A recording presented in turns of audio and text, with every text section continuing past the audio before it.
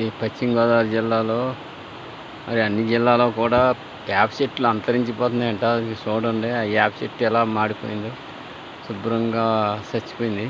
అలాగే ఈ వేప చెట్టుకేమో ఆల్రెడీ రబ్బులన్నీ మాడిపోతున్నాయి. ఏంటి ఎవరికి అర్థం అనే పరిస్థితిలోకి వచ్చేసింది.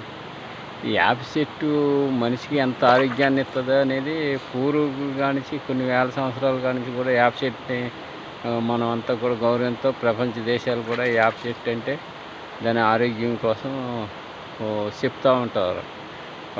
పెద్ద పెద్ద పండితులు, సైంటిస్టులు ఇలాంటి వాళ్ళంతా కూడా వేప చెట్టు కోసం చాలా పవిత్రంగా చెప్పేవారు. ఆ వేప పుల్ల మనం కందిపొలు చేసేవాళ్ళం పూర్వం. అలాగే వేప ఆకు కూడా తినమంటారు. అలాగే వేప కర్రని గుమ్మాల కింద లక్ష్మీదేవి కింద పూజించారు. అలాంటి వేప చెట్టు ఇవాళ ఆ రకంగా అయిపోయిందంటే ఏమనుకోవాలి?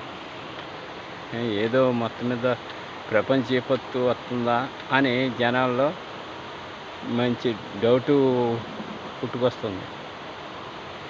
ఇది పశ్చిమ గోదావరి జిల్లా పాలకోడేరు మండలం గొల్లలకోడేరు.